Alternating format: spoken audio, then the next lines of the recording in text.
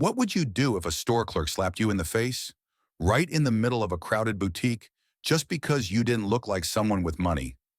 No shouting, no argument, not a single insult exchanged, just a black woman, dressed simply, walking into a luxury store to find a birthday gift for her daughter. And within just 12 minutes, she was sized up, asked to leave, mocked by onlookers, and in the end, slapped. But there's one thing no one in that store knew. The woman they humiliated was actually the owner of the entire brand they were working for. This isn't a movie. This is a lesson about prejudice, about humanity, and about the price of disrespect.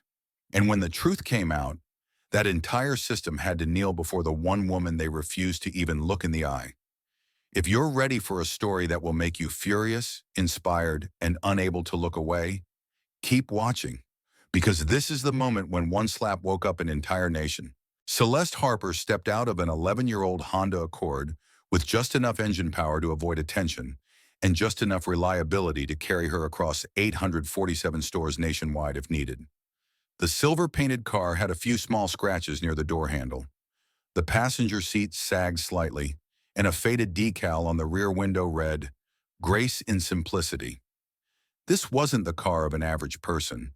It was the car of someone who chose simplicity, despite having the means for extravagance. That day she wore a light gray crew-neck sweater with the sleeves casually rolled up, as it was a warm morning in Scottsdale. Her navy jeans were unbranded, unripped, unstyled.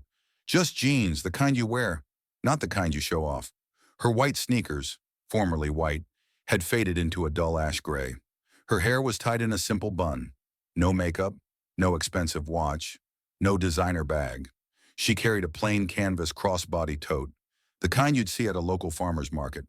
Around her neck, no necklace, no earrings, no markers of wealth or power of any kind. 9 a.m. Belvedere Luxe Store, number 82 in Scottsdale, had been open for barely 15 minutes.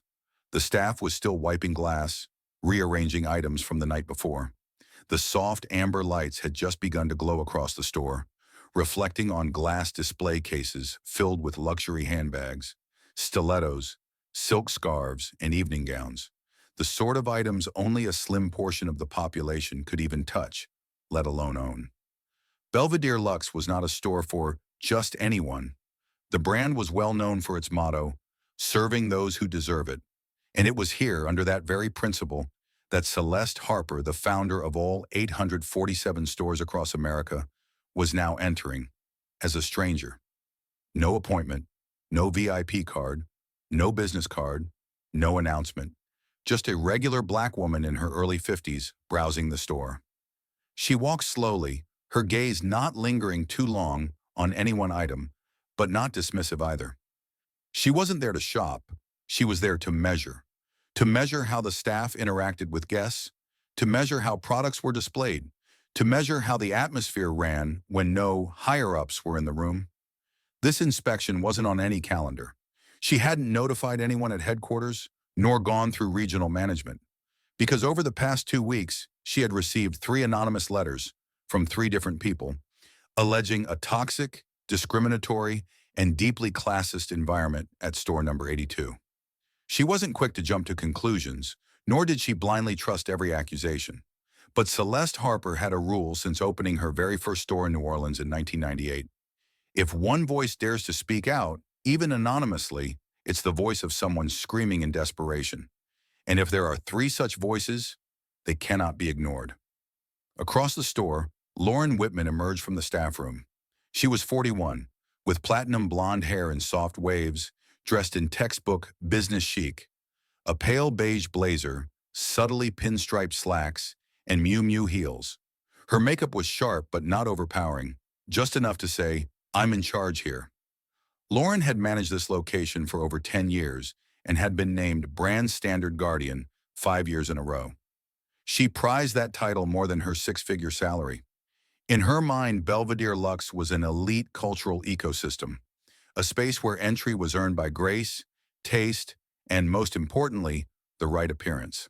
She had once refused service to a couple because the wife wore flip-flops and a backpack. She'd once defended a staffer against a customer who smelled of body odor. And today, when she saw Celeste from across the room, something in her was instantly triggered. Lauren made her way towards Celeste with a half smile, not quite welcoming, not quite sneering, but unmistakably calculated. Celeste was leaning over a display case, looking at a small silver clutch. She didn't touch it, just tilted her head. She didn't see Lauren approaching, but she sensed the shift in air. "Oh, hi," Lauren said, her voice pitched slightly higher than normal, the kind of tone used when someone might be somewhere they don't belong. "Is there anything I can help you with?" Celeste raised her head. Her eyes didn't register surprise or alarm. "I'm just browsing," she replied gently. Lauren tilted her head and gave a dry smile. "I see. It's just that, you know, this is a luxury boutique. Sometimes and people don't realize when they're a bit out of place." Her eyes flicked to Celeste's worn sneakers, then quickly up to her canvas tote. Celeste simply smiled without replying. Lauren continued, her voice now lower but laced with condescension. "I only ask because you don't exactly look like our usual clientele." Celeste looked her straight in the eye. "I'm exactly where I need to be," she said calmly. No bite, no fear. Lauren froze for a beat. That wasn't the response she expected. Most people she greeted in that manner would back off, apologize, or fumble nervously. But this woman, the one in faded jeans and old shoes, dared to look back and speak as though she had every right to be there. Lauren glanced around. Only two other customers were browsing the handbag section, but she knew that if she played it right, she could create a small scene. And she wanted that. Celeste was well aware of the eyes beginning to fall on her, but she didn't flinch. She had once watched her own mother, a woman denied service in Dallas in 1987 for speaking with too strong a Southern accent, be asked to leave a shoe store. Celeste had been just 16. She had made a vow.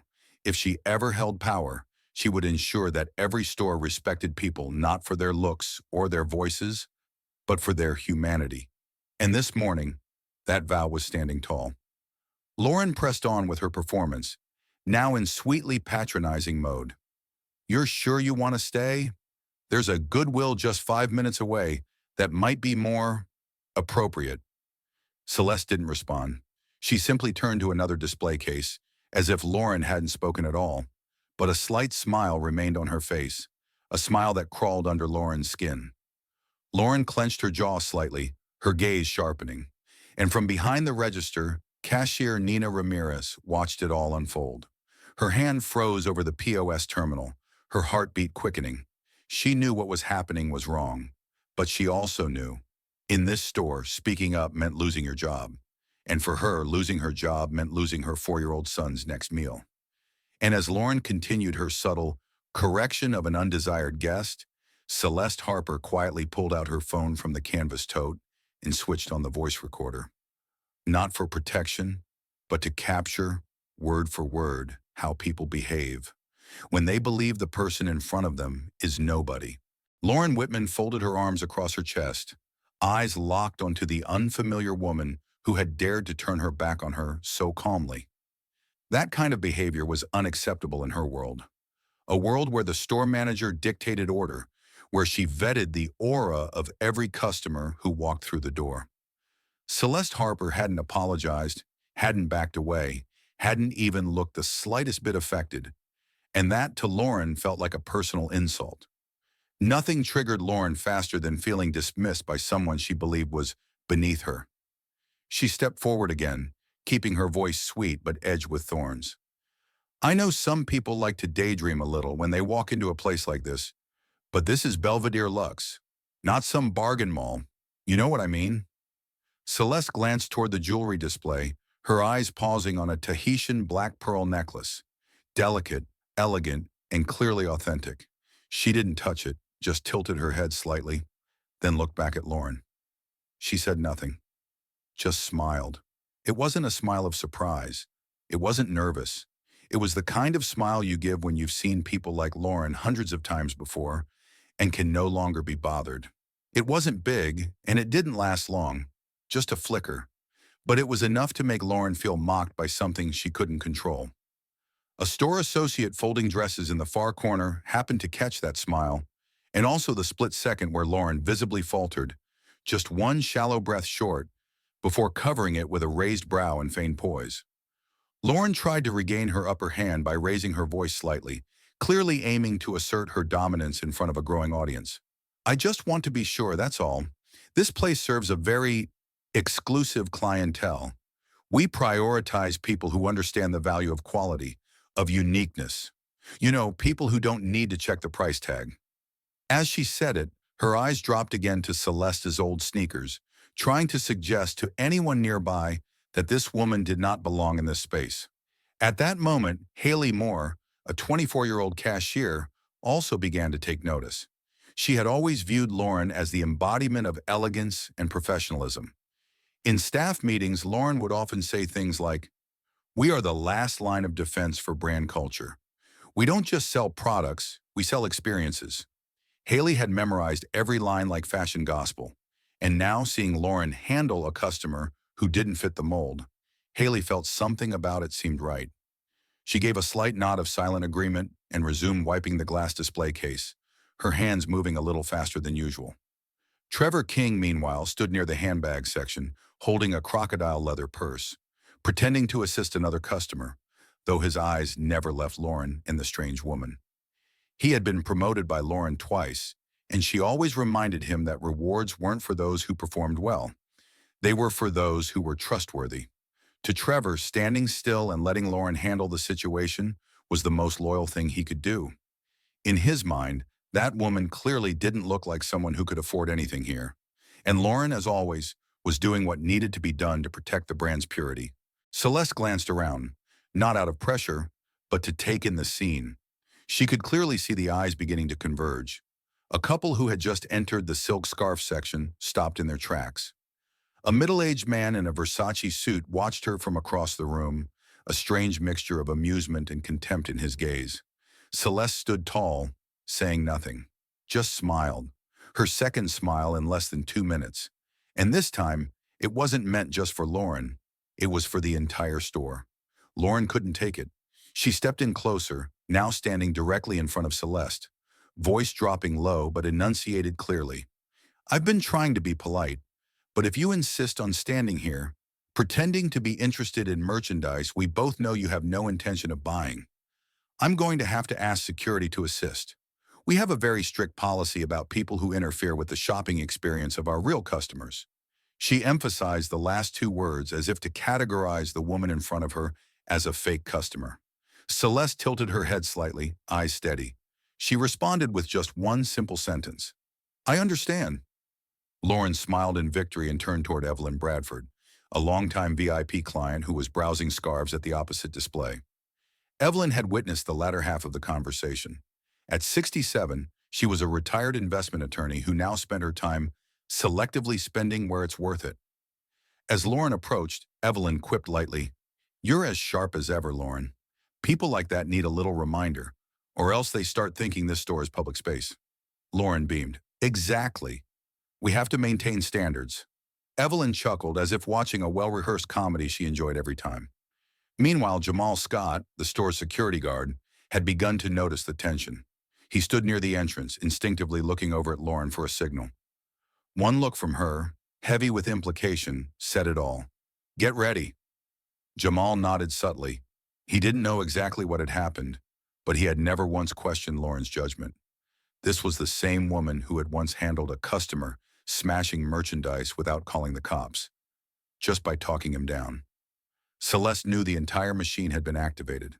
Not the sales machine, but the exclusion machine. A mechanism disguised as customer experience protection. And this time, she let it run. She didn't interrupt, didn't dodge, didn't retreat. She simply stood there, in a store that was slowly coming alive not because of sales, but because of the quiet humiliation playing out. What made Celeste smile wasn't Lauren's behavior. It was the sameness.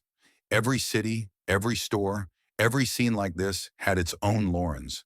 Different voices, different faces, different ages, but the same eyes, judging based on clothes, skin tone, and surface value. And the one thing they never realized was that the presence of someone like Celeste was never random. It was a test. And the people who failed were usually the ones who thought they were doing it right. Nina Ramirez, the cashier who had remained silent from the start, was beginning to feel short of breath. She thought of her mother who had once been turned away from a clinic for not speaking English clearly enough. She knew exactly how that felt, but she also knew she needed this job, and Lauren did not forgive opposition of any kind. Celeste no longer smiled. She simply continued watching. Everything was going according to plan, not for her, but for the truth. At 9:26 a.m., everything inside Belvedere Luxe store number 82 appeared to be running as usual. Soft jazz music floating through the speakers, warm golden light cascading from the ceiling fixtures onto glittering display cases. But for those who had noticed the exchange between Lauren Whitman and the modestly dressed woman she had just targeted, the atmosphere had shifted, subtly but unmistakably. A glance, a raised eyebrow, a whispered comment. The crowd, shoppers who had entered with the intention to browse, now seemed to slow down, not to look at merchandise, but to look at people. Celeste Harper remained in the center of the store, eyes focused on a sapphire necklace resting beside platinum rings. She showed no sign of embarrassment or hesitation, while Lauren, having briefly stepped away, returned with a new tactic: going public. If earlier she had exercised careful control over tone and implication, now she was louder, clearer, and more theatrical. She approached Celeste again, pretending to assist a customer, but letting her voice travel farther than necessary. Still interested in this ring? I only ask because it's from our prestige line. It's not exactly within reach for most people. A man in a dark gray suit near the silk scarves section paused and turned his head. Beside him, a woman in an orange dress let out a quiet chuckle, then covered her mouth as if it had slipped. Celeste remained still, unmoved, but Lauren could feel the eyes turning toward her. She began to perform, as if on a small stage, with Celeste as her prop. We do have a more affordable collection, usually displayed at the back of the store, she continued. You might feel more comfortable there.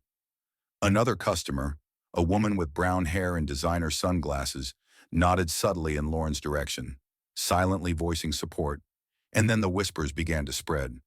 Who is she? What's she doing here? Looks like someone who just comes to look, not buy. Haley behind the checkout counter offered a faint smile, her eyes full of admiration for Lauren. Nina bit her lower lip, her fingers moving across the register, but her mind was entirely absorbed by what was happening. She glanced at Celeste, then at Lauren, then looked away, trying to pretend she wasn't hearing any of it. She had seen things like this before, not just here, but elsewhere, but never had it felt this ugly. Lauren stepped past Celeste, heading straight for the clutch display. She pulled out a gem-studded clutch, priced at over $3,000, and held it up for all to see. This one, she said loudly, is typically chosen by guests looking to gift their wife or girlfriend, someone with taste, with class, with a modern sense of style. But I suppose you wouldn't need it, would you? Laughter rippled outward like a chain reaction. A group of three women who had just walked in from the front door overheard parts of it, didn't fully understand, but smiled anyway, unwilling to miss what seemed like free entertainment. The crowd was no longer just shoppers. They were becoming spectators, and Lauren knew it. She stepped further, now commanding the center space, turning toward Celeste as if directing a play. Some people might not get it, and that's fine, but this place caters to those who live at a certain level. People who don't think twice when they swipe their card. People who buy not because they need, but because they want. She paused for effect, scanning the approving faces. I'm not sure someone in faded jeans and worn sneakers fits into that category. A burst of laughter erupted. An older white man nudged his wife and whispered, "She's not wrong." Celeste remained where she was. She didn't step back. She didn't shift position. She gently touched her canvas tote, as if checking whether the phone inside was still recording. And it was. Lauren's voice, every guest comment, every laugh. It was all being captured, not a second missed. Evelyn Bradford, the longtime VIP client, moved in closer, leaning slightly on her polished ebony walking cane, tilting her head to examine Celeste as if studying a foreign object. Poor thing, she said to Lauren. in a low voice that still carried just enough to be heard nearby. People like that should stick to stores that match their budget. There are plenty of options for limited means. Lauren nodded with a smile, turning toward the crowd as if to affirm, "We always know what's best for everyone." The crowd continued to grow.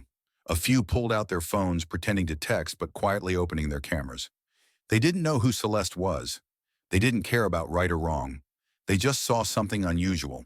And in today's world, anything unusual was worth recording. Sensing that the atmosphere had fully shifted in her favor, Lauren escalated the scene. She looked Celeste up and down slowly, then turned to a nearby customer and said, "She asked to try on one of the gowns from the VIP section, the one priced at $4,500. I'm not even joking."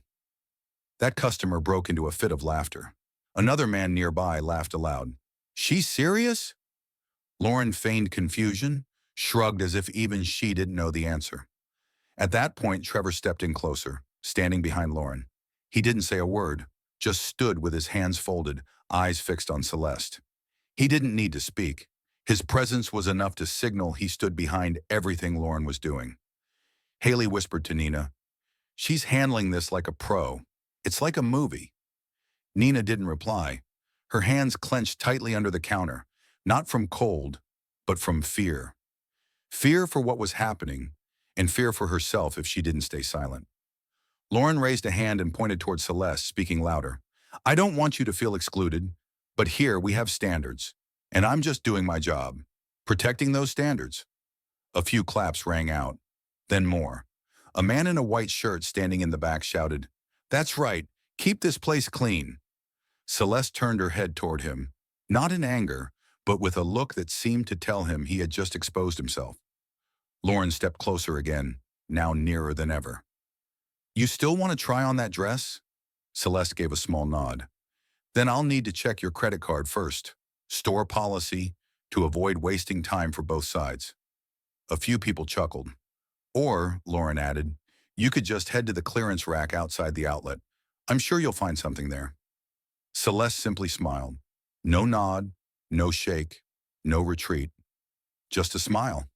And the entire store, watching what they believed to be a comedy show directed by Lauren, had no idea that they weren't the audience. They were the cast, and the real audience was waiting for the next act. The blush pink dress in the VIP section hung like a silent symbol of status. Made from premium satin, with a tapered waist and a skirt that flared softly like rippling water, it was designed by a French fashion house in exclusive partnership with Belvedere Luxe. Its listed price was $4,195 before tax, suspended exactly 98 centimeters above the ground and lit by its own private spotlight. It wasn't a dress to be tried on. It was a dress to be admired, but only by those deemed worthy by the unspoken standards of this place. Celeste Harper approached the display, not because she was drawn by the light or the label, but because she needed to test how the staff would respond to a barrier check moment. Specifically, whether anyone would dare stop her from requesting to try on something they believed she had no business touching. Lauren Whitman stood not far away. She had nearly completed her group performance for the crowd, and the confidence in her eyes was at its peak. When she saw Celeste raise a hand and calmly say, "I'd like to try this one if possible," Lauren lit up like she had reached the climax of a Broadway show. Not because she was surprised, but because she realized this was the moment to completely humiliate the woman she still believed was pretending to be rich. Lauren turned back around, her voice loud enough for both ends of the store to hear.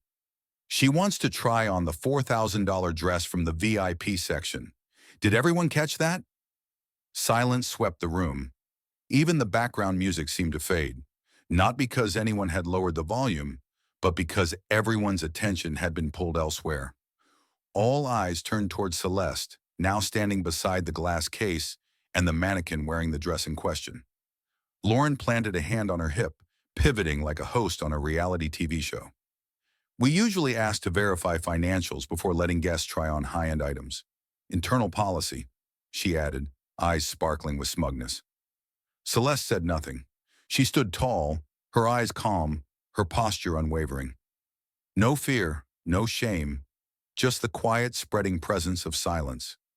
Evelyn Bradford stepped forward, tilting her head toward Lauren and murmuring, "She probably doesn't understand how this place works." A middle-aged woman nearby whispered to her friend, "Maybe she thinks it's a free sample booth." Laughter fluttered beneath the surface.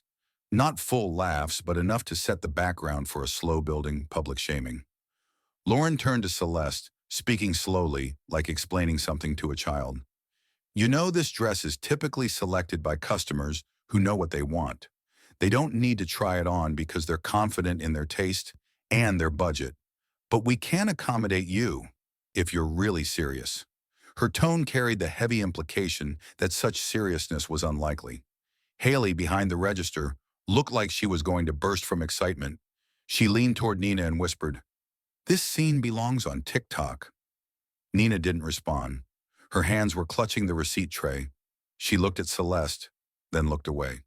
She didn't know why, but it felt like she was standing at the edge of something about to collapse, something she had never felt before during any shift.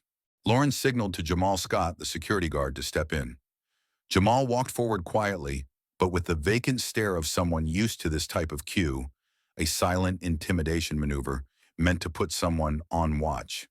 He didn't ask questions, just stood near Celeste, hands clasped in front of him, face locked in the neutral tension of someone trained to comply.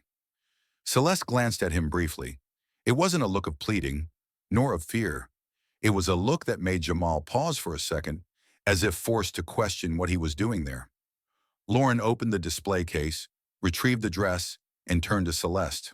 "Are you sure? You want to try this dress?" she asked, eyes scanning Celeste from head to toe, from the undone hair and old sweater to the faded sneakers. Celeste gave a slight nod.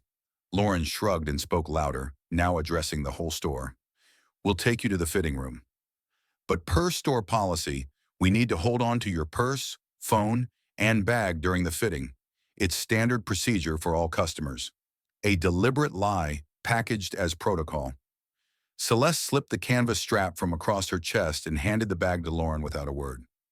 Lauren took it as if she were holding something dirty. She peeked inside and spotted a wallet with duct tape around the edges. She held the wallet up high and turned toward the crowd. "This is her wallet, duct taped and everything. Must be vintage." Laughter exploded. A white man in a polo shirt near the shoe section shouted, "She probably spent a month's salary just to window shop here." Another woman added, "Maybe she just needs a few pics for her socials." Lauren laughed. "Could be. Social media has everyone thinking they're a fashionista." Celeste remained motionless, gaze steady. No one noticed that every word, every laugh, every sound was being recorded, second by second, on the phone tucked into a side pocket, accompanied by a tiny recording mic sewn into the inner lining of her sweater. A tool not meant for entertainment, but for evidence. Lauren led Celeste toward the fitting room, holding the dress as if it were a sacred object being handed to someone unworthy. As the door closed behind them, the crowd began to disperse, but not to shop. Instead, they leaned toward each other to replay what they just witnessed. That woman actually tried on a VIP dress. Phrases like, "Has she no shame?" and "delusional much?" rippled through the store. Those who hadn't seen the incident firsthand now heard distorted versions. "She had her wallet taken because they thought she was stealing." "Security was standing by in case she dirtied the merchandise." Haley giggled beside Evelyn. Trevor nodded like Lauren had just earned another gold star on her exemplary manager report. Nina quietly stepped into the stockroom, closed the door behind her, and exhaled like someone who had just watched a car crash and wasn't allowed to help. Celeste emerged from the fitting room a few minutes later, still in her original clothes. Lauren looked at her with loaded eyes. "Didn't fit? Or not enough reason to try anymore?" Celeste replied simply, "I don't need it." Lauren feigned disappointment. "That's a shame. It would have looked great if you had a few extra $100,000 in your account." The line sliced across dignity like a blade. Celeste said nothing. She turned, retrieved her bag, wallet, and phone, the duct-taped wallet now lying face up on the counter, as if someone had intentionally placed it for all to see. She picked it up, placed it back in her bag, and walked slowly past the glass displays. No one stopped her. No one apologized. and no one realized they had just crossed a threshold from which they could not return. When Celeste Harper walked out of the fitting room without changing into the dress, most of the crowd inside the store assumed the incident was over. But Lauren Whitman didn't see it that way. To her, that woman had become a thorn that needed to be removed entirely, a silent threat to the image of the store she had spent over a decade protecting. More importantly, Lauren felt she hadn't fully won. Something inside her was urging her to take this attack to the next level. Not just exclusion, but a strike at dignity. Because in that woman's eyes, Lauren sensed she hadn't yet reached the core, the place where that strange, unshakable strength came from. Lauren called Jamal, signaling him to return. She pretended to have spotted something suspicious as she handed Celeste's bag back. Her voice rang out clearly in the semi-silent, semi-watching room. "Hold on. As per store policy, if there's any uncertainty during a fitting, we have the right to inspect the customer's bag for security." She didn't need anyone to verify it, didn't need a reason, because what she needed was the next act in her play, and she held the lead role. Celeste stood still, unreactive. Jamal approached, hesitation in his eyes but still compliant. Lauren didn't wait. She took the canvas bag from Celeste's hands as if it were a required formality, then slowly opened it, each motion deliberate, as if guiding the audience to the climax of a raw magic trick. She pulled out each item: tissues, a travel-sized bottle of hand sanitizer, a pen with fading ink, a pair of reading glasses in an old plastic case. And then she reached the wallet. It was silver gray, the leather worn at the corners, the edges sealed with black duct tape, the kind you use to patch phone chargers. There was nothing remarkable about it except its ordinariness. To Lauren, it wasn't just a wallet, it was proof. She held it up high, like she had found the smoking gun in a theft case. "Everyone, take a look," she said. "This is the wallet of the woman who just asked to try on a $4,000 dress." Laughter erupted again, louder, deeper, this time without restraint. A man near the shoe section blurted, "She probably keeps McDonald's loyalty stamps in there." A young woman in a fur jacket scoffed, "I had a better wallet back in high school." Evelyn, standing nearby, whispered, "No one uses something like that unless they can't afford a new one." Lauren turned, handing the wallet to Jamal as if transferring a dangerous object. "Check it.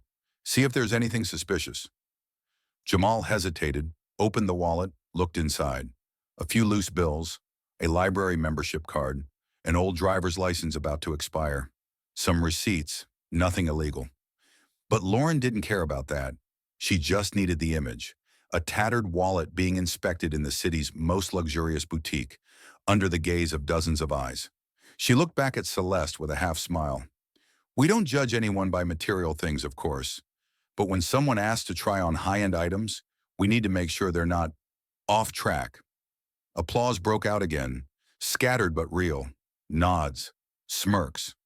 A man standing next to Haley said loudly, "She probably thinks this is an audition for a TV show."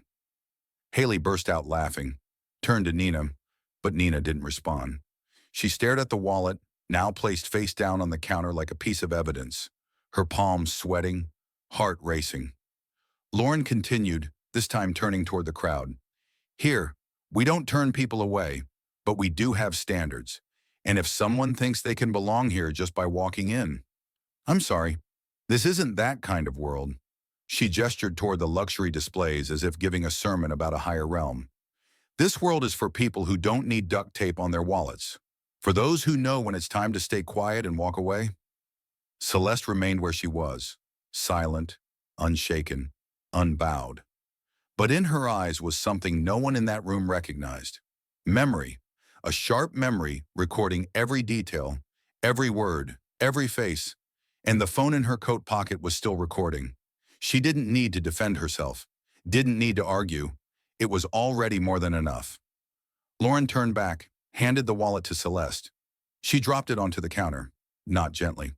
"Here you go. Hopefully next time you'll choose the right place to express yourself." Then she turned, walking away while saying, "I've met plenty of delusional people, but few can sustain it as long as you." Celeste picked up the wallet, placed it back in her bag. She turned her head, scanning the room. Not a single pair of eyes dared meet hers. They had laughed. They had clapped. They had treated her like spectacle, and now they didn't know how to look at her anymore. Because this woman, the one humiliated publicly in a luxury store, the one deemed unworthy of trying on a dress, the one whose torn wallet had been held up as proof of inferiority, had not broken. She hadn't screamed to defend her dignity. She hadn't revealed her name to intimidate anyone. And that, more than anything, is what made Lauren afraid. Celeste Harper picked up the wallet from the glass counter where Lauren Whitman had just dropped it, as if she were completing a sanitation check. The black duct tape on the wallet reflected the overhead lighting faintly, and everything about it, its worn texture, the creased folds, the signs of use, had been weaponized by Lauren as an attack on dignity. But what Celeste held wasn't a lifeless object. It was history, habit, a personal reminder of where she came from and how far she had risen. Yet no one in the store understood that. All they saw was a tattered wallet, and they had been given permission from the top to laugh at it publicly. As Celeste stepped back to stand fully in view of the crowd, a man in a white dress shirt with a stiff collar, standing near the perfume section, raised his voice just enough. "I think there's a new Dollar General that opened nearby. Much more reasonable prices." Laughter burst from a group of 3 women near the heels section. One of them added, "Maybe she's auditioning for one of those undercover shows, like Poor Girl Goes to Rich Store." Another chimed in, "She might find something cute at the Sunday flea market." The laughter began to spread like waves, no longer needing provocation, no longer needing a reason, just shared momentum. Lauren stood at the front, arms crossed, watching like an artist, savoring the crowd's reaction to her performance. She didn't need to say anything more. She had triggered the exact mechanism she had used dozens of times. Isolate one person from the group, mark them as different, and then watch the crowd instinctively scramble to prove they're not that person. It was the art of exclusion, and she conducted it like a maestro. A middle-aged woman in glasses, wearing a Burberry wool coat, stepped toward the counter and spoke loudly, pretending to address Nina Ramirez, but making sure others heard. She should know her place. At that age, still dreaming of evening gowns? Embarrassing. Nina tried to keep a neutral expression, but she felt her hands tremble. She glanced toward Celeste. The woman stood unmoved. She didn't scream, didn't walk away, didn't argue. She just stood there like a silent monument in a crowd that shivered with the thrill of shared cruelty. A man in a blue suit, hair gelled back, Rolex on his wrist, walked up near Lauren and said, loud enough for everyone to hear, "She's breathing air too expensive for her paycheck." Lauren chuckled, not stopping him. A young blonde woman behind him added, "Maybe she just came in to smell perfume without spraying it." Another customer, a man with a thick Midwestern accent, nudged his friend. "I heard Target's got fake formal dresses under $200. Might be more her style." The friend laughed. "If that's still too much, Walmart's got seasonal collections." Someone else piled on. "Salvation Army's running a sale. Maybe she'll find her dream there." Celeste stood at the center of the circle of eyes and laughter, the focal point, but not a single muscle on her face moved. Evelyn Bradford walked over to Lauren, visibly pleased. "I think she needs to be pointed out the door, before the real customers start getting uncomfortable." Lauren smiled. "I was giving her a chance to walk out on her own, but pride seems to be holding her in place." Evelyn nodded. "Some people don't recognize where the door is." Trevor King remained nearby, silent, his presence a quiet pillar of support. Jamal Scott stood a few steps from Celeste, still waiting for a cue from Lauren, but ready if it came. At that moment, the entire store, from gowns to handbags, perfume counters to checkout, was engaged in a strange ritual, pushing someone out of the space using words, looks, and silent consensus. No one called it bullying. No one believed they were being cruel. They thought they were preserving the space, a kind of polite, refined protection saturated with humiliation. Haley Moore, the young cashier, was laughing with a customer about the odd woman who had asked to try on a VIP dress, using "she" as if Celeste were not even present. A young female shopper in a turtleneck sweater raised her phone and began quietly recording a video from afar, just close enough to capture Celeste standing alone among the luxury displays. She giggled with her friend. This could go viral on TikTok with the right caption. The friend whispered, "Try, when your wallet's worse than the dress." In that moment, Celeste looked directly at a woman around 50, wearing a black dress, hair neatly tied back, standing near the jewelry section. The woman had her back turned, but sensing Celeste's gaze, she turned around. Their eyes met, and the woman, for a single instant, blinked and turned away. No smile, no comment, but no participation either. And that was rare in this space. Someone who didn't join in, but didn't stand with Celeste either. Lauren turned, looked directly at Celeste, then addressed the crowd. "We respect all customers, but respect comes with awareness. If someone doesn't understand where they belong, truthfully, they're intruding on others' space." She raised a hand like a stage director and added, "Just look around. We have customers in Chanel, carrying Cartier, wearing Rolex. They don't need to prove anything. They don't perform. They just are. And you?" She turned to Celeste. "What exactly are you trying to do here? Prove something? Or are you just too lonely to accept reality?" A fractured laugh broke out from a man near the back, like a stray firecracker. Celeste didn't respond. She remained standing, but this time her eyes weren't as still as before. They sharpened, not from anger, but from clarity.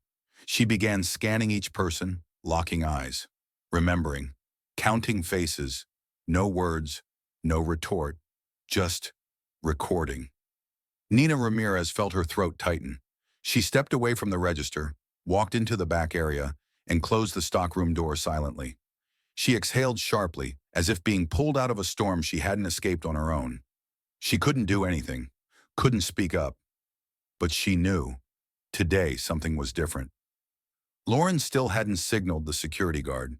She believed she could stretch this scene just a little further, like a director drunk on the climax of a tragedy. But just as she opened her mouth to deliver the final blow, the grand verbal takedown, Celeste smiled. Not a forced smile, not a bitter one, but the smile of someone who knew exactly where she was, exactly when, and exactly why. The final glance Celeste Harper cast over the crowd carried no defiance, no pain. It carried only one thing: transcendence. There was something in her eyes that made a few people in the store instinctively look away, even as they tried to maintain their polished pride. And that smile, that soft curve that appeared after all the humiliation, a wordless smile, landed harder on Lauren Whitman's ego than any verbal comeback ever could. Lauren saw the smile, and it no longer read as silence. It became a mirror, reflecting the hollowness of her authority. She had mobilized the crowd, orchestrated a public shaming with everything she had, and that woman didn't break, not even a crack. She still stood there, still looked back, still smiled. No one had ever done that to Lauren. No employee had dared. No customer had had the guts. And now this woman in an old sweater, with a taped-up wallet and off-brand shoes, stood in the middle of a storm of ridicule without lowering her head. That Lauren couldn't tolerate. No one knew exactly what snapped in her mind in that moment. Maybe it was a buildup of control unraveling. Maybe it was the humiliation flipping inward, making the one in power feel exposed. Maybe it was simply the illusion of omnipotence collapsing. Lauren walked straight toward Celeste, fast and decisive. No warning, no signal, no sound of footsteps, just a single swing, sharp, clean, and sudden. The sound of the slap cracked through the marble-floored space like a whip. Sharp, crisp, deliberate. It wasn't the sound of pain. It was the sound of impact. The sound sliced through the ambient music, through the heavy air, landing in every ear inside the store. And then came total silence. Not the kind with whispers or gasps. The kind that freezes the entire room. No breath, no movement, just a dreadful stillness. Celeste didn't fall. Her head tilted slightly with the force, but she remained balanced. Her left hand gently touched her right cheek, the spot where the blow had landed.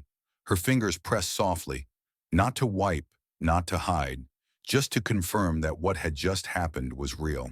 Her eyes never left Lauren. No shock, no rage, no words. Lauren stood there, her hands still partially raised, breathing heavily, like someone who had just fired the first shot in a war she didn't understand. Jamal Scott stood frozen, his hands clenched and unclenched by his sides, eyes unfocused. Haley's mouth was agape, her hands pressed to her chest in disbelief. Evelyn Bradford took a step back, gripping her cane, her eyes wide. Whispers began to rise, fragmented, brittle, like shards of glass skittering across a tile floor. A woman at the back muttered, "Did she just slap her?" A man replied quietly, "She's lost it." Another said, "This isn't a joke anymore." Instead of backing down, Lauren stepped forward. Her voice came out sharp, stripped of professionalism. "I've been too gentle with you, too kind to someone who doesn't understand limits. You don't belong here, and I won't let you pollute this space a second longer." She turned to Jamal. "Remove her." Now. Jamal didn't move. He looked at Lauren, then at Celeste. Inside him was a conflict he had never experienced before. He was security. He followed orders. But this wasn't a disruptive guest. This was someone who had just been assaulted. And if he escorted the victim out, he wasn't just security.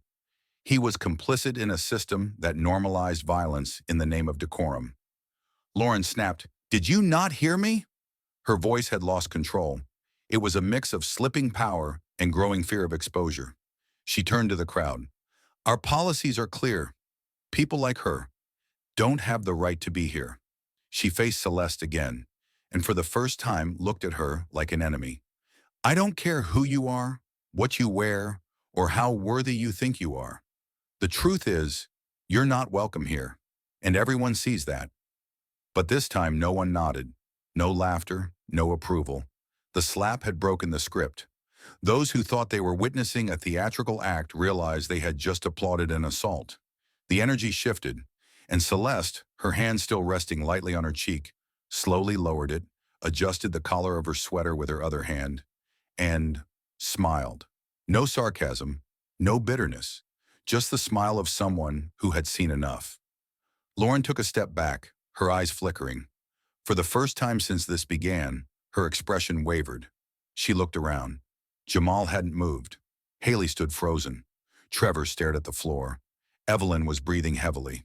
Lauren turned, ready to bark another order, when Celeste finally spoke, for the first time in what felt like hours. "I'd like to speak to the manager." Lauren sneered. "You're looking at her." Celeste nodded slowly. "Good. Then I'll remember that." She turned. Not hurried, not tense, not bitter, just a departure that felt almost pre-scripted. She walked past the handbag displays, past the crowd that now parted for her without a word, past the faces that had mocked her barely an hour ago. And as she walked through the front doors, no one dared stop her. No one dared breathe. No one dared guess what was waiting outside. But Celeste knew, and only she knew, that every second inside that room, from the stairs to the slap, from the laughter to the applause, had been recorded. Sound, images, expressions, not for legal evidence, but as proof of truth. The truth of a system people believed was refined, but in reality was a crowd led by fear and contempt, all sanctioned by a woman who had mistaken her role for the power to judge. The glass door closed behind Celeste Harper, and Belvedere Luxe, store number 82, had just lived through a moment that would reshape its future, though none of them knew it yet. When the glass door closed behind Celeste Harper, no one inside the store moved for several seconds. They stood frozen, pretending as if nothing serious had happened, though everyone knew something unnatural had just passed through. A customer had been slapped. A woman had been publicly ejected. Dozens of eyes had witnessed it. But what disturbed them most wasn't the action. It was the reaction, or rather the lack of reaction from Celeste. She hadn't cried, hadn't screamed, hadn't demanded justice. She had simply smiled and walked out, as if she had seen it all before. Inside, Lauren Whitman exhaled sharply, then marched toward the checkout counter. Her eyes swept across Jamal Scott still standing by the door, Haley Moore whispering to a customer, and Trevor King purposely avoiding her gaze. Lauren tapped the counter lightly. "Good, it's done. Let's get back to work." Her voice was pitched slightly higher than usual, as if she were trying to control both the room and everyone's emotions. Evelyn Bradford nodded gently and stepped back toward the silk scarves section, as if to affirm that the curtain had fallen and they could resume being themselves again. Lauren walked into the back staff room, where they kept champagne for VIP guests, and pulled out a bottle of Dom Perignon, 2013 she'd reserved for special occasions. Today, to her, was one. She believed she had resolved a problem, protected the store's reputation, and upheld the client-filtering philosophy she'd committed to from day one. She believed everyone would remember today as proof that she never allowed chaos to enter Belvedere Lux. She believed she had won. She returned to the main hall, handed the bottle to Haley. "Grab the glasses. We're celebrating a wonderful day." Haley laughed, a little too eagerly, and hurried to prepare the drinks. She poured one for Lauren, then for Evelyn, Trevor, Jamal, and even Nina, though Nina declined. Lauren raised her glass and spoke just loud enough for everyone to hear. "I want to toast everyone for upholding our standards. Not everyone has the strength to do the right thing in the face of someone who doesn't belong." She raised her glass higher. "To class, to distinction, to Belvedere." Everyone except Nina clinked glasses, drank, and smiled. They didn't yet realize that this toast would be the last moment they'd laugh freely. Outside, Celeste walked slowly through the sun-drenched Scottsdale Hills parking lot. She wasn't in a rush.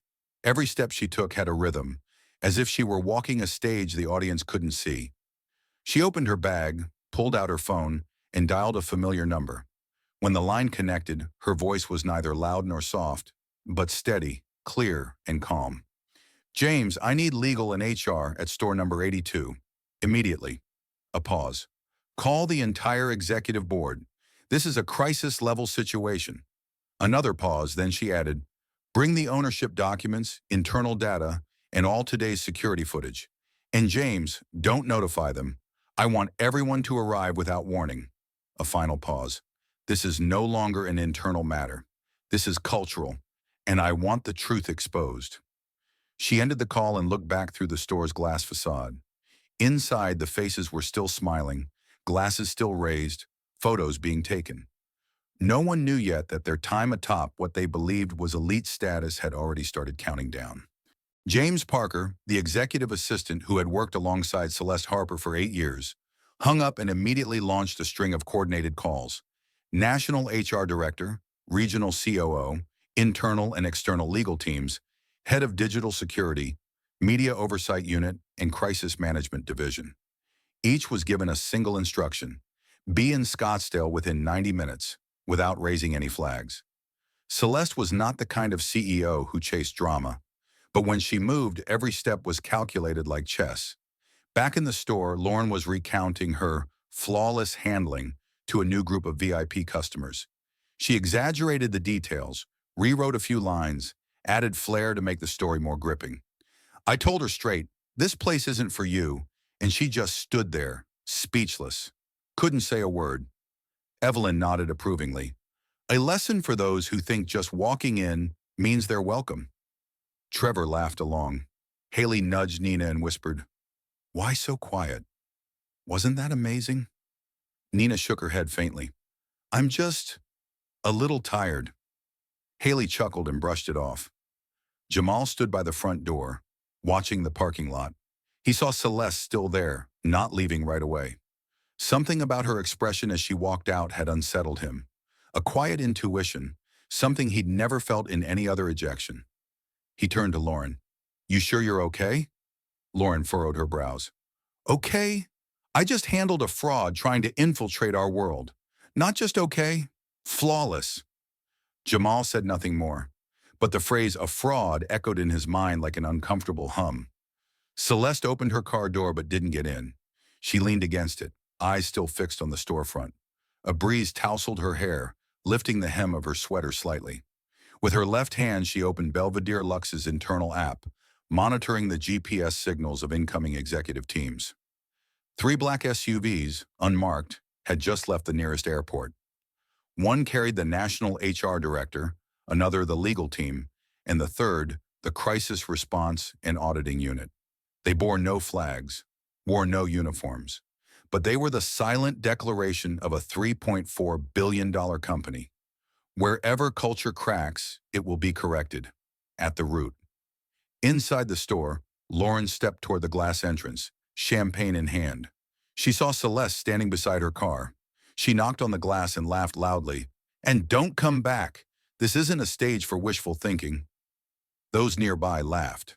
Haley slapped Lauren's hand. "That should be printed on our uniforms." Evelyn whispered, "Maybe she's still there because she can't afford gas to get home." A customer added, "Or waiting on an Uber with payment plans." More laughter followed. No one knew that in Celeste's hands was a full personnel list from the store's shift log and security badge scans. No one knew that the entire incident, from the slap to the laughter to the insults, had been recorded by the security system. No one knew that within the hour, every person who had laughed would have to answer for every word, every act, every expression.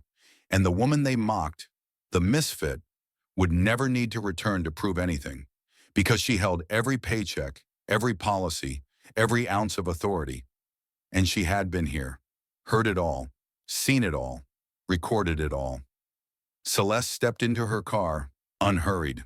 She opened the internal system and marked store number 82 as Level 1 cultural emergency.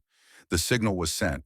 A small red light lit up next to Lauren Whitman's name, a period at the end of a career Lauren didn't yet know was over. She started the engine, pulled out from the parking spot, drove past the storefront, and just before leaving the mall, she stopped at a place with full view of the store through the glass. Inside, they were still laughing, still storytelling, still believing they had won. And in that moment, quiet, cold, unannounced, the countdown to collapse had already begun. From the outside, the Belvedere Luxe store in Scottsdale still gleamed with all its glossy, luxurious facade, like a palace made of glass and vanity. The reflective windows shimmered in the late afternoon sun like a still lake. But only those standing inside could feel the subtle shift in the air, not because of anything visible. No sirens, no police, no doors slammed open. It was a feeling, hazy, like a dark cloud slowly sliding down the edge of the horizon. Lauren Whitman was in the VIP fitting room at the time, adjusting her hair in preparation for a live stream with an influencer from Los Angeles. She had no idea that in exactly 3 minutes, her world would have no more live streams. She was simply rehearsing her lines. "Hello from the fashion heaven of Belvedere, Scottsdale." She smiled, shaping the words with her mouth. The phrase "suspended from duty" had never once crossed her mind. At that same moment, in the parking lot of the shopping complex, 3 black SUVs, each without official plates, pulled in from 3 separate directions. They moved at a moderate, deliberate pace, yet carried a presence that made passers-by instinctively turn their heads. No sirens, no flashing lights. But each tire that rolled across the asphalt seemed to lower the temperature by a full degree. The first SUV came to a stop at the side entrance, for executive personnel only.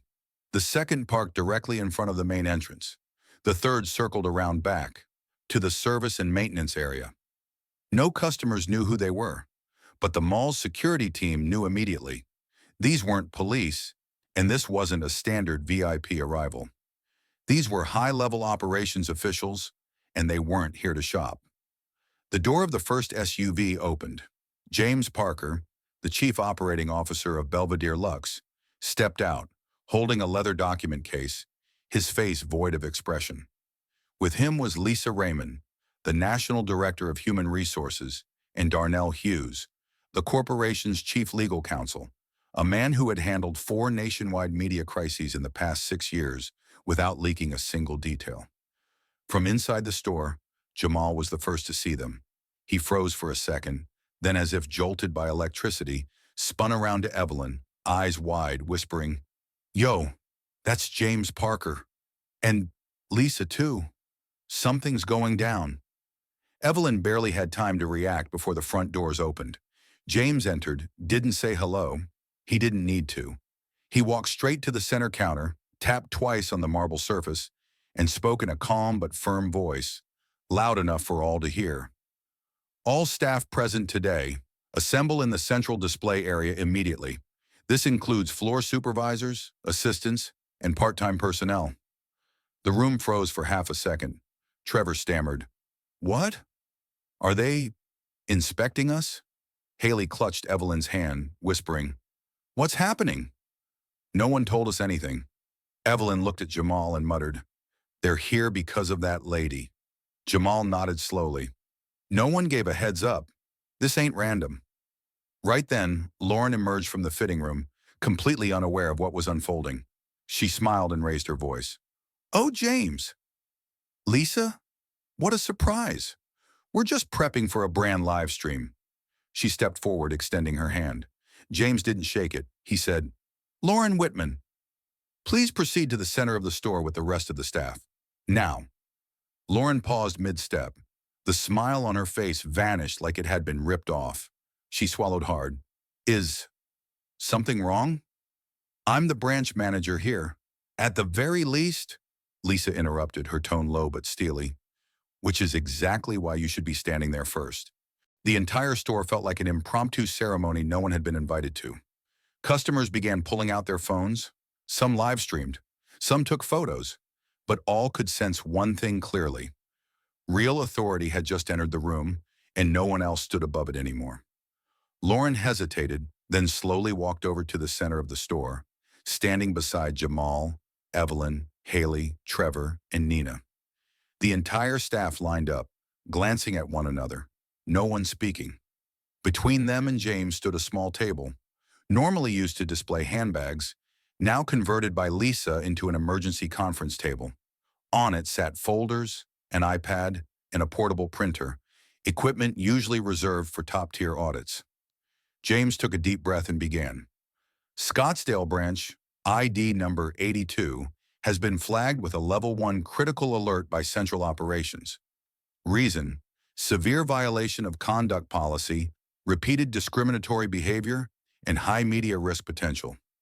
He looked each of them in the eye, stopping on Lauren, then continued, "I will now play a video. You will see why we're here today." He pressed a button. The iPad screen lit up. Surveillance footage from the main security camera played. No edits, no voiceover. It showed Celeste walking in, being ignored, mocked, asked to leave. Then the fitting room. Then the slap. The laughter. Every word Lauren had spoken. Every frame was crystal clear. No one interrupted. No one defended. As Celeste exited the store on screen, no one even dared to breathe. Lisa lowered the iPad and looked around. "Does anyone wish to respond?" A long silence followed. Lauren was the first to speak. "I didn't know. I thought she was a fake customer. She was dressed, not in line with VIP protocol. I was just following risk exclusion procedures." Lisa cut her off. "Which procedure authorizes slapping a customer?" Lauren stammered, I didn't mean," James followed. "As of this moment, you are no longer authorized to represent Belvedere in any capacity." Lisa slid over a document. "This is your indefinite suspension order, effective immediately." James gestured for two assistants to collect her ID badge, company devices, and system passwords. Lauren stood paralyzed, her face drained of color.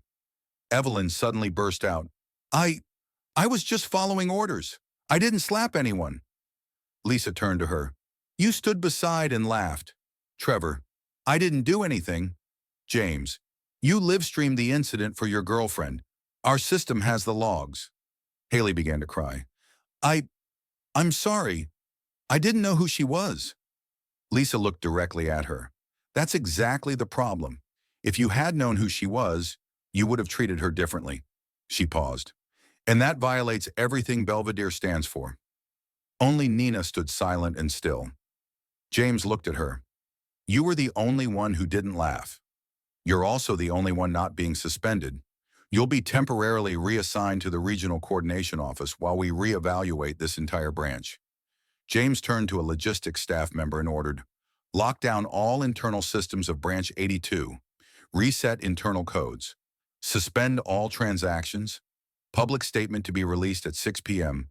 Lisa handed over another set of papers. "These are termination contracts for Lauren, Evelyn, and Trevor. Haley and Jamal will undergo a 30-day ethics review." No one said a word. Only the soft hum of the printer continued, like a quiet but relentless verdict. And within less than 30 minutes, the entire staff structure of the branch had been overturned. Those who once laughed the loudest now bowed their heads the lowest. Those who once believed they were the face of the brand were now erased from the system like they never existed. James packed up his documents, looked at everyone one last time and said, "You have served under the Belvedere name, and you have failed to protect the one thing it holds sacred, dignity." He paused. "But the saddest part isn't that you were caught. It's that you thought no one would ever know." Then he turned away. The doors opened. James stepped out.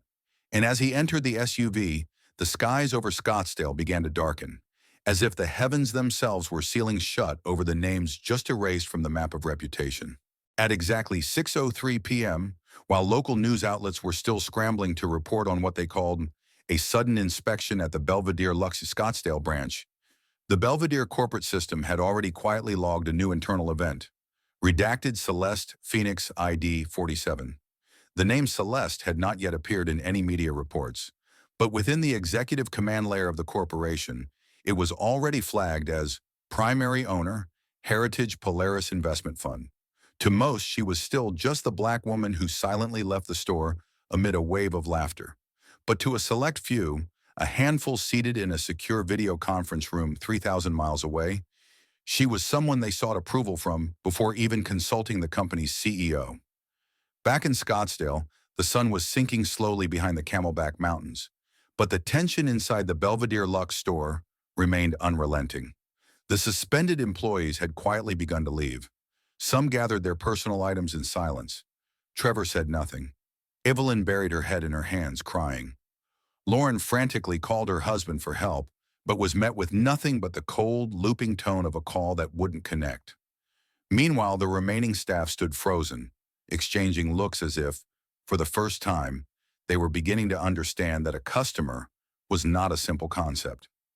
Lisa Raymond was still seated at the temporary coordination desk, scanning data. Jamal, Haley, and Nina stood nearby, unsure whether to leave or wait. And then, the front doors opened again. No announcement, no greeting from staff, just one SUV pulling up outside, and from it, a single woman stepped out. No bodyguards, no assistants, just a plain white button-up shirt, dark blue jeans, black sneakers, no makeup, no jewelry, no designer handbag. But the moment her silhouette appeared, Lisa stood up straight. She turned to Jamal and quietly said, "She's here." Jamal blinked, confused. Lisa walked swiftly to the door, placing a hand over her chest in a gesture of quiet reverence. "Good evening, Ms. Celeste." The woman gave a slight nod and entered without a word. Her eyes slowly swept across the store, scanning every display, every corner, every shelf where someone had once laughed at her. She walked to the center of the store, the exact spot where she had once stood, the precise location where that slap had landed across her face. No one dared speak. No one even breathed loudly. She looked around once more, then turned to Lisa. "How many were suspended?" Lisa handed her the list.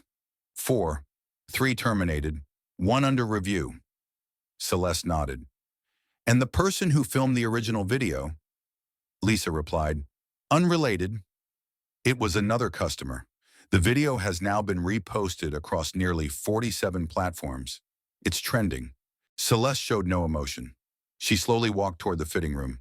She placed her hand on the doorknob, the one that had once been locked. Her eyes didn't tear up, but everyone in the room could feel it. Something once broken was being quietly sewn back together through her silence. She turned back. "What about the regional manager?" Lisa answered. "They've received a reassignment order. We're awaiting your approval for the new appointee." Celeste walked toward the internal screen. She gestured for Lisa to hand her the tablet. Celeste opened a special interface, one no current staff member had ever seen. Within seconds, the screen displayed, "Executive Override, Owner Access Granted." Everyone was stunned. Jamal nearly choked on his words. "She's an executive shareholder?" Lisa gently shook her head. "Not just that, she's the founding architect of the Heritage Polaris Fund, currently holding 62% equity of Belvedere's U.S. and Canadian operations." Haley's knees nearly buckled. "But why did she come dressed like that? Like, no one important?" Lisa answered slowly, "Because she believes if a system can't recognize the dignity of someone who looks ordinary, then that system needs to be redefined. Celeste now sat down in the center of the store. She looked around, and for the first time all day she spoke, her voice calm and deep, yet unwavering. I didn't come here to fire people. I came to see whether Belvedere, the brand once built to reflect inner luxury, still knows what it stands for. But what I witnessed was an organization that has forgotten something fundamental. Not everyone who dresses well deserves admiration, and not everyone who dresses simply deserves scorn. No one replied. No one objected. Celeste continued. I used to mop hardwood floors for Belvedere when it was just a tiny boutique in Santa Monica. I've been called a walking obstruction by customers. I once couldn't afford the very dress I had designed, and that's exactly why I built this system, so that no one else would have to go through that. She stood looking toward Nina.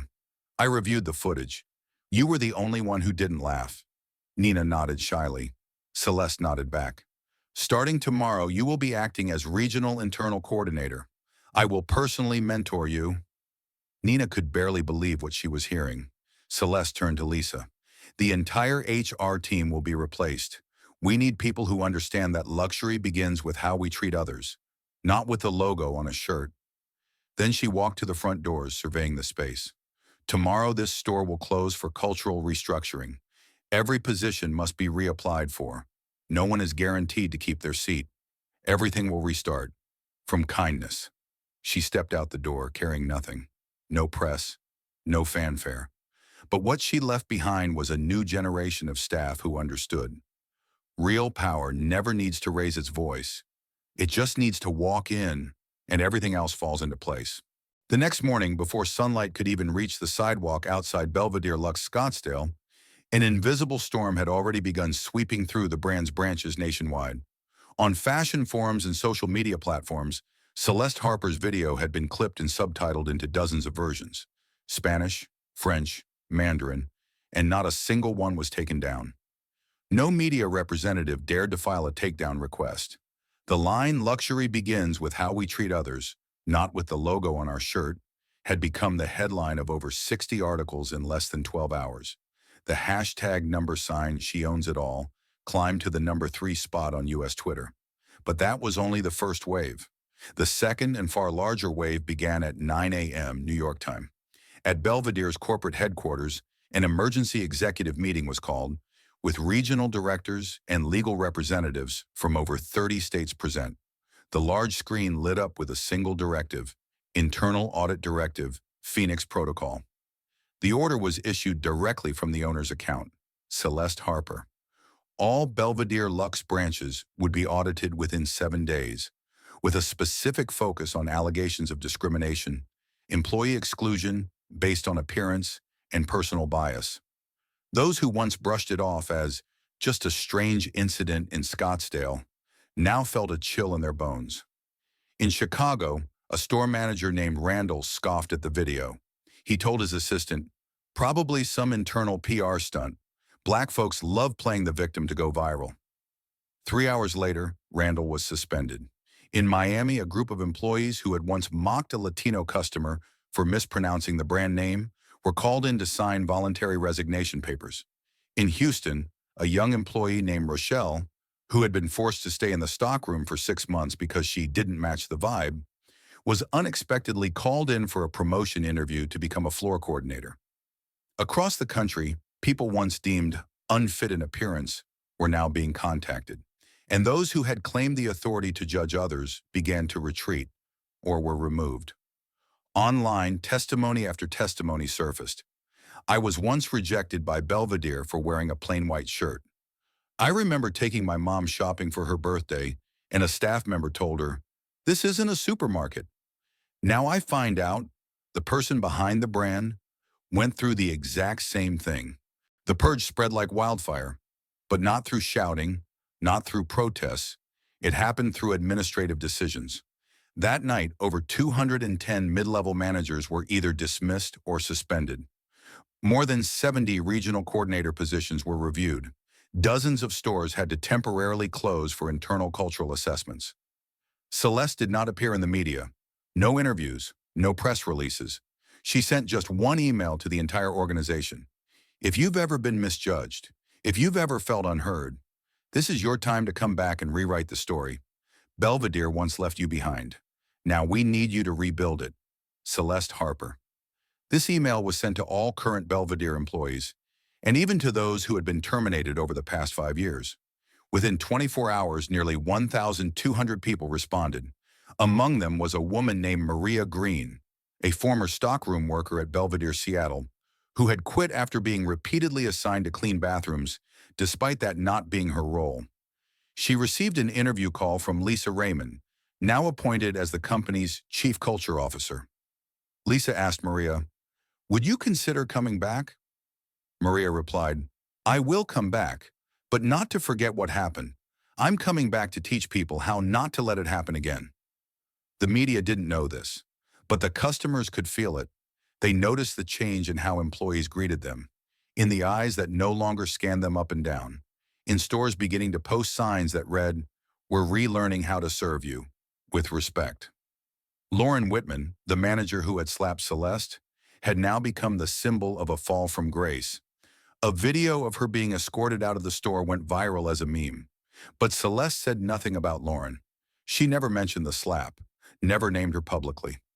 In an internal meeting, Celeste only said one thing: "If we retaliate using the very methods they used, then how are we any different from them?" The purge continued, but alongside it came a series of restorative policies. A new fund was created, the Mirror Initiative, a cultural training program built around the lived experiences of those once excluded. Over 300 former employees were invited back to help retrain the system. A new podcast series called Not Just a Look was launched, sharing stories like Celeste's, but told from many perspectives, from customers, employees, stockroom workers, even erased designers. The purge didn't stop with Belvedere. Other fashion brands started to get nervous. A rival company in Los Angeles announced the formation of a diversity and inclusion committee just 1 week after Celeste's video went viral. But no one could do what Celeste had done, because they didn't have a real reason. She didn't do it for clout. She did it because she herself had once been excluded from the very system she created. And now she wasn't purging to punish, but to fix what was broken at its core. 2 weeks after the great upheaval at Belvedere Lux, major news outlets were still running stories about Celeste Harper. Not as a businesswoman, not as a fashion icon, but as a mirror held up to a service industry that has lost its way. Yet while the public kept buzzing, Celeste had quietly disappeared. No interviews, no posts, no press appearances. And on an ordinary Wednesday morning, in an internal company email, she announced what no one expected: "I will no longer be running Belvedere." There was no background image, no slogan, just a few lines, enough to bring the entire company to a standstill. "I didn't build Belvedere to be a CEO. I built it to remind the world that beauty doesn't come from power, but from how we offer respect. I failed to do that for many years. And now it's time for a new generation to rise. Those who not only see what's wrong, but are brave enough to fix it from the start." The CEO position was passed on to Lisa Raymond, a woman once pushed out of the industry for not having an Ivy League background, but also the first person to call Lauren Whitman a symptom of rot. In her first meeting as the new CEO, Lisa didn't speak about growth. She didn't talk about target demographics. She simply stood before 300 employees in the Chicago Hall and asked, "In the next 10 seconds, raise your hand if you've ever been rejected because of how you look." Nearly 200 hands went up. Lisa nodded and said, "Then it's time to rebuild from that truth." While the system began reconstruction, Celeste moved to a small town called Durham Spring, where no one knew who she was. She rented a modest house near a lake, went jogging in the mornings, spent afternoons reading at the local bookstore, or helping the bakery owner make coffee. No one asked about Belvedere. No one mentioned the slap, and she didn't bring it up. But one day, while waiting in line at a small shop, she saw a young black girl in a second-hand dress hesitating at the entrance. The shopkeeper looked at the girl and gave her a genuine smile. The girl stepped to the counter and whispered, "Ma'am, how much is this dress?" The shopkeeper replied, "If you love it, it's free, as long as you wear it with a smile." That moment, small as it was, made Celeste freeze in place. That was what she had once dreamed Belvedere could be, a place where elegance wasn't a privilege, but something shared. As the girl left, she turned and said, "I'll wear it on my first day of school because it makes me feel beautiful." And as the girl ran off, Celeste understood. Prejudice doesn't just hurt the person it targets, it robs us all of moments like that. One kind act replaced by a judgmental glance. A potential talent dismissed because their shoes weren't in fashion. Prejudice doesn't only create injustice, it strips society of the potential we could build together. The following week, Celeste received a letter from Rochelle, the young employee in Houston who had once been hidden away in the stockroom. Rochelle wrote, "Thank you for listening. Thank you for not just saying sorry, but acting so it wouldn't happen again. I don't know if you still check this email, but if you do, I just want you to know. Yesterday, I was promoted to branch manager, and I hired a girl named Tasha, worn out shoes, braided hair, the kind no one looks at twice. But I saw myself in her, and I saw you in the way I made that choice." Celeste smiled, folded the letter, and placed it into the wooden box beside her bed, the one where she kept the stories that had kept her from giving up. Though she no longer ran anything, what mattered more was that her belief had been carried on by someone else. In the fall, Belvedere launched its first collection since the reform, titled "This Is Who We Are." Instead of professional models, they used employees, former customers, and people once turned away as their campaign faces. No Photoshop, no body alterations. And a new tagline appeared across every billboard. "It's not about what you wear. It's about how you wear your dignity." Online, thousands began sharing experiences they had once buried, being rejected, humiliated, judged. And then the comments began. "Now I have the courage to walk into Belvedere because I know I won't be looked down on. I brought my mother back because this time she wasn't ignored. Thank you for giving elegance back to real people." 1 year later, Celeste was invited to appear on a talk show, but she declined. The host emailed, "Is there anything you'd like the audience to know?" Celeste replied, "I don't need them to know who I am. I just hope that one day, when they see someone walk in wearing old shoes, they won't look away." And that is the true cost of prejudice, not just the loss of a deal, a customer, or a brand, but the loss of a chance to witness someone's true beauty just because we were looking in the wrong place to begin with. Have you ever felt that something's deeply wrong when a polite woman, dressed simply, speaking kindly, is mocked, slapped, and thrown out just because she doesn't look rich? Have you ever seen that kind of look? That judging glance, that condescending smile, that cold line? "Sorry, this place isn't for people like you." And yet, she didn't get angry. She didn't raise her voice. She simply stood up and did something that made an entire system bow its head. When the truth came out that the woman they humiliated actually owned the building, we didn't just witness a twist. We witnessed the true cost of prejudice, a cost that all of us, if we're not careful, might be helping pay. If this video made you feel something, warmth, anger, or even just a moment of reflection, drop a comment. "I've been judged for how I look," or share a moment you've witnessed. Because the more voices we hear, the less room there is for judgment to survive. And if you believe kindness, respect, and fairness should be seen every day, share this video and subscribe to the channel.